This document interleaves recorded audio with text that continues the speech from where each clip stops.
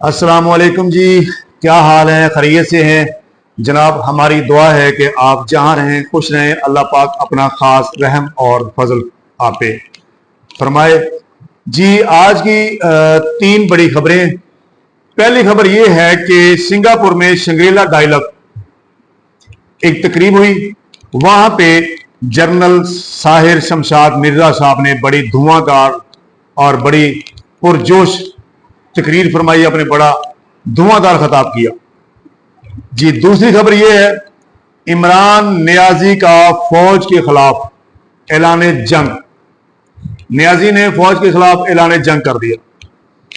तीसरी खबर यह है कि इमरान खान की अडयाला जेल में खुदकशी की नाकाम कोशिश। इमरान नियाजी ने अडयाला जेल में खुदकशी की नाकाम कोशिश की है, जो कि नाकाम बना दी गई है। कोशिश उसने की है और कोशिश उसकी नाकाम हुई है, वो कामयाब खुदकशी करने में नहीं हुआ। ये तीन खबरें हैं जी। चलते हैं तफसील की तरफ। तफसील में जाने से पहले आपसे गुजारिश है कि अगर आपने अभी तक हमारा चैनल सब्सक्राइब नहीं किया तो मेहरबानी करें, चैनल को सब्सक्राइब करें और बेल आइकन को जरूर प्रेस करें ताकि हमारी हर आने वाली नई वीडियो आप तक बर वक्त पहुंचे। पहली खबर, जनरल साहब के खिताब की तरफ आते हैं। जनरल साहब ने जनाब बड़ा धुआंधार, बड़ा पुरजोश और बड़ा प्यारा खिताब फरमाया है। आपने कहा, इंडिया को मुखातिब करते हुए और पूरी दुनिया को मुखातिब करते हुए आपने एक मैसेज दिया इंडिया को और पूरी दुनिया को एक मैसेज दिया, बड़ा प्यारा मैसेज दिया। चलें जी, मैं आपको बताता हूं कि जनरल साहब ने तकरीर में क्या कहा है। उन्होंने कहा कि पाकिस्तान ने हमेशा मुज़ाकरात, सफारती हल को तरजीह दी है और बारहा इंडिया को तमाम मतनाज़े उमूर पर तामन की मुकम्मल पेशकश की है। पाकिस्तान इंडिया के साथ पुरअमन बकाए बाहमी चाहता है, जो एहतराम, खुद मुख्तारी और बराबरी की बुनियाद पर हो। जो लोग ये कहते हैं कि हम अपनी खुद मुख्तारी या इलाकाई सालमियत की खिलाफ वर्जी पर रद्द अमल नहीं देंगे, ये उनकी खुशफहमी है और बहुत बड़ी गलतफहमी है। मिर्जा साहिर शमशाद मिर्जा साहब, जनरल साहब ने बड़ा वाज़ेह पैगाम दिया दुनिया को। उन्होंने कहा कि फ्यूचर में, आगे फ्यूचर में इंडिया की पॉलिसियों, सियासत और इंतहा पसंद जहनीत के पेश नजर अगर बहरान से निपटने का कोई मौसर निजाम मौजूद ना हुआ तो आलमी ताकतों को मदाखलत का टाइम ही नहीं मिलेगा। उन्होंने कहा कि अगर इंडिया में कोई मजीद किसी बेगैरती, मादरत के साथ मैं ये लफ्ज बोल रहा हूं लेकिन बोलने पे मजबूर हूं और मैं कुछ बोल नहीं सकता क्योंकि वो उनकी करतूतें ही ऐसी हैं, मजीद किसी गंदी हरकत, गलीज हरकत की कोशिश की तो अभी जो आलमी ताकतों ने सीज फायर करवाया है, दोबारा इनको सीज फायर करवाने का मौका नहीं मिलेगा। जब तक ये सीज फायर के लिए पहुंचेंगे तब तक इंडिया का खाना खराब बेड़ागर कर दिया जा चुका होगा। इंडिया को भी मैसेज दे दिया है और आपने पूरी दुनिया को बता दिया कि इससे कहो कि हिंदुस्तान, इंडिया अपनी औकात में रहे, औकात से बाहर ना जाए। अगर ये औकात से बाहर गया तो सीज फायर करवाने का मौका नहीं मिलेगा।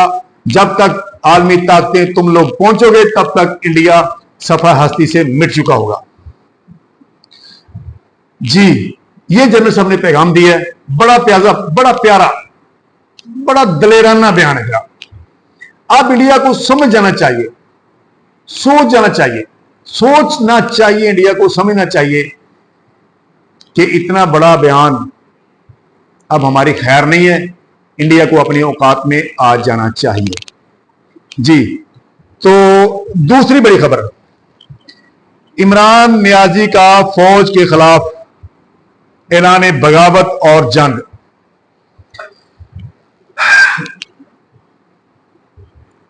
अभी तीसरी खबर रहती है जी ना, वो एंड पे अपने आपको मैंने बतानी, इमरान की खुदकशी करने, जो इसने खुदकशी करने की कोशिश की है वो भी खबर बतानी है अभी। लेकिन पहले ये बताते हैं कि इसने ऐलान जंग खुलकर कर दिया है पाकिस्तानी फौज के खिलाफ। अच्छा, जंग का ऐलान इसने पाकिस्तानी फौज के खिलाफ तो कर दिया, मगर ये इसकी खाम ख्याली है और वो पाक फौज का कुछ भी नहीं बिगाड़ पाएगा। उसकी वजह यह है कि अभी हमने ताजा ताजा नया नया इंडिया के नियाजी 2 को दंदान शिकन जवाब दिया है। उसको उसकी औकात याद दिलाई है मोदी को, और मोदी को उसकी औकात हमने याद दिलाई है, उसको दिखाया कि तेरी औकात क्या है, तेरी हैसियत क्या है। तो जनाब माजरत के साथ नियाजी साहब, आप किस बाग की मूली, आप किस खेत की मूली हो? आपकी क्या हैसियत है? आप क्या कर सकते हो पाकिस्तानी फौज के खिलाफ? कुछ भी नहीं कर सकते हो। जो आपने किया है ना, वो मैं दूसरी तीसरी खबर में वो बता रहा हूं कि आपने किया क्या अडयाला जेल में। पाक इंडिया जंग शुरू होने से कुछ दिन पहले ये मैं बताने लगा हूं कि इसने बगावत क्या की है और इसकी कड़ियां कहां मिलती हैं, इसने जंग का ऐलान क्यों किया, उसकी वजह क्या है। पाकिस्तान इंडिया की जंग शुरू होने से कुछ दिन पहले इंडिया से नियाजी को $20 मिलियन बरास्ता अफगानिस्तान पाकिस्तान में पहुंचाए जाते हैं। अलीमा खान को, नियाजी की बहन, किस लिए पहुंचाए गए हैं? उन्होंने कहा कि $20 मिलियन हम तुम्हें दे रहे हैं, करना क्या है? मुल्क में एहतजाज करो, मुल्क में फसाद करो, मुल्क में दंगे करो, मुल्क की सालमियत को नुकसान पहुंचाओ, पाकिस्तानी फौज को उधर एंगेज करो, हमने पाकिस्तान पे हमला करना है और हम तुम्हें $20 मिलियन दे रहे हैं। आए पाकिस्तान में डॉलर लिए उन्होंने। पिछले दिनों आपने ये सुना था कि ये पीटीआई के लोग एहतजाज, धरने, लॉन्ग मार्च, ये सारा जो है ना बातें कर रहे थे, ये सब इसी चीज का शाखसाना था, $20 मिलियन का। वो इन्होंने खर्च करने थे लोगों पे, पाकिस्तानी फौज के खिलाफ, पाकिस्तानी रियासत के खिलाफ लोगों को फिर उकसाना था, भड़काना था और एक बार फिर 9 मई 2, 3, 4, 5 करने की नाकाम कोशिश करनी थी, मगर ये नहीं निकले, इनको निकलने नहीं दिया गया। जी, अब हुआ क्या, जब ये नाकाम हो गए, कुछ भी ना कर सके, फिर उन्होंने क्या कहा, इन्होंने क्या किया, अलीमा खान आ जाती हैं मीडिया और वो कहती हैं कि हमें जनाब माफ कर दो, खान साहब से कुछ ले लो, कुछ दे दो, गिव एंड टेक तक वो पहुंच गई और कहती हैं कि बताएं हमसे क्या चाहिए, मैं अपने भाई से बात करती हूं, मैं इस बात की जिम्मेदार हूं, आप जो मांगोगे खान साहब वही देंगे, जो भी मेरे और आपके दरमियान तय होगा मैं वो पूरा करूंगी, मैं जिम्मेदारी के साथ वो हर वादा निभाऊंगी। मगर किसी ने बात नहीं सुनी।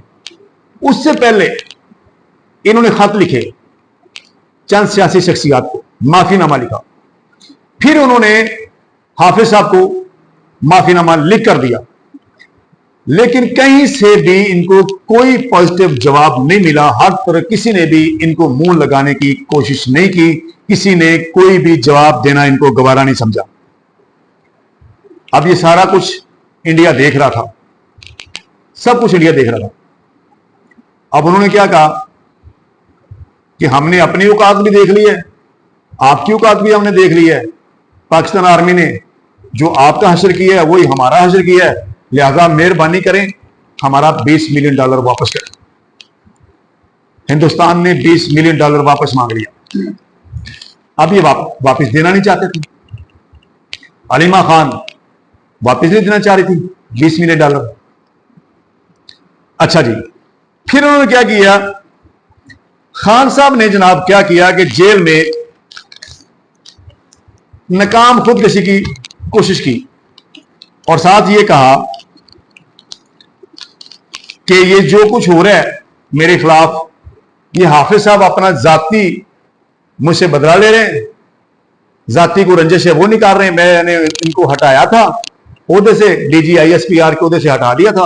अब जनाब हाफिज साहब ये सारी रंजस जो है ना वो अपनी निकाल रहे हैं, मुझ पे सारा गुस्सा निकाल रहे हैं। जनाबे वाला, हाफिज साहब ने नहीं कहा था 9 मई करवाओ, हाफिज साहब ने नहीं कहा था मुल्की इदारों को नुकसान पहुंचाओ, हाफिज साहब ने नहीं कहा था मुल्की सालमियत को खतरे में लेके जाओ, हाफिज साहब ने नहीं कहा था हाफिज साहब ने नहीं कहा था कि IMF को खत लिखो कि पाकिस्तान को इमदाद नहीं देनी या कर्ज नहीं देना। ये सब हाफिज साहब ने नहीं किया था। हाफिज साहब ने यह नहीं कहा था कि 9 मई को आर्मी की 250 इंस्टॉलेशन पे हमले करो और पाकिस्तान आर्मी को नुकसान पहुंचाओ। हाफिज साहब ने यह नहीं कहा था। हाफिज साहब ने यह नहीं कहा था कि आप मुल्क के साथ गद्दारी करो। अब जनाब को जब यह पता चला कि जनरल फैज हमीद भी मेरे खिलाफ वादा माफ गवाह भर रहा है, MNAs भी मेरे जा रहे हैं, कुछ MNAs को 10-10, 5-5, 7-7, 8 साल की सजाएं भी हो चुकी हैं, पूरी की पूरी ज़ुर्रियत जनाब उसका बेड़ा गर्क होता जा रहा है, प्रोग्राम बढ़ता जा रहा है। तो इसने पाकिस्तानी फौज के खिलाफ एक दफा फिर बगावत करने की कोशिश की और अब ये क्या करेगा, वही $20 मिलियन ये दोबारा हजम करने की कोशिश करेगा और मुल्क की सालमियत के लिए एक दफा फिर खतरा बनेगा। लेकिन अब इसकी ये भूल है, ये इसकी खुशफहमी है। कोई एक भी यूथिया, सुन लो, कोई एक भी यूथिया अगर अब औकात से बाहर निकला, मुल्क के लिए खतरा बना, मुल्क के लिए नुकसान का बायस बना, तो याद रखे वो यूथिया अपनी टांगों पे सलामत वापस नहीं जा पाएगा। उसको ऐसा मुंह तोड़ जवाब दे दिया जाएगा। ये जनाब पाकिस्तानी फौज के खिलाफ अब ये फिर खड़े होंगे, $20 मिलियन वो खर्च करेंगे इंडियन, और पाकिस्तानी फौज को फिर गालियां देंगे। लेकिन अब ये इनकी खाम ख्याली है, या अपने घर की दहलीज क्रॉस नहीं कर सकेंगे। एहतजाज, लॉन्ग मार्च, तोड़ फोड़ तो बड़ी दूर की बात है, ये अब अपने घर की दहलीज भी क्रॉस नहीं कर पाएंगे। जी, तीसरी खबर, मैंने तीसरी खबर कुछ बता तो दी आपको बीच में कि इसने अडयाला जेल में खुदकशी की नाकाम कोशिश की है, लेकिन वो बताऊं कि खुदकशी इसने की किस चीज से है, कैसे की है। 2 रात पहले अडयाला जेल में रात को एम्बुलेंसेस जो दो जाती हैं, बड़ी तेजी से जाती हैं, बड़ी इमरजेंसी में जाती हैं। अंदर की खबर यह आई है कि खान जेल के अंदर जहां पे ये बंद है, वहां पे जो इसको वॉशरूम दिया गया है, उस वॉशरूम के अंदर एक लोटा पड़ा हुआ है और वो लोटा है प्लास्टिक का। वो प्लास्टिक का लोटा खान के हाथ में आया, इसको अपनी नाकामियां याद आई, अपनी की हुई सारी गलतियां याद आई, मुल्क को डिफॉल्ट की हालत में छोड़कर जाना याद आया, मुल्क के खिलाफ की गई सारी साजिशें याद आई, और ये बैठ कर रोया। और उस लोटे के साथ इसने खुद को काटने की नाकाम कोशिश की। इसने बल्कि काट भी लिया, कई जगहों से इसने खुद को काटा, लहू लुहान भी हुआ, ये लहू लुहान हुआ, काफी सारा जख्मी हुआ। इसको जनाब पट्टियां की गई हैं वहां पर, बड़े वो बांधे गए हैं, वो जो बांधते हैं गर्दन पे सारे, इसने काफी ज्यादा खुद को नुकसान पहुंचाया। इसी वजह से एम्बुलेंसेस जो है ना रात को बड़ी इमरजेंसी में अडयाला जेल में गई थी। वो लोटे के आगे जो टूटी होती है ना, वो बाज प्लास्टिक की बड़ी तेज होती है, वो उसके साथ इसने खुद को काटने की कोशिश की है और ये काफी हद तक खुद को काटने में कामयाब भी हुआ। और अब ये खुद अपने हाथों पे वो जो ना दंदियां काटेगा। पंजाबी कहते हैं पुत्र हथां दे दित्तियां दंदां नाल खोलनियां पैंदियां ने। इसने जो हाथों से गिरे लगाई थी ना, वो दांतों से ये खोल रहा है, लेकिन इससे खुल नहीं रही। अब ये अपनी नाकामियां, अपनी चालाकियां, होशियारियां दिखाने की कोशिश कर रहे हैं, लेकिन इसका मुस्तकबिल बहुत भयानक है। इसको सजा होनी है। संगीन गद्दारी केस में, जिसमें जनरल फैज हमीद उसको जो जिसमें वादा माफ गवाह बन रहा है, उसमें इसको सजा होनी है। और सजा वो बहुत बड़ी सजा होगी, यूथियों के लिए एक धचका होगा।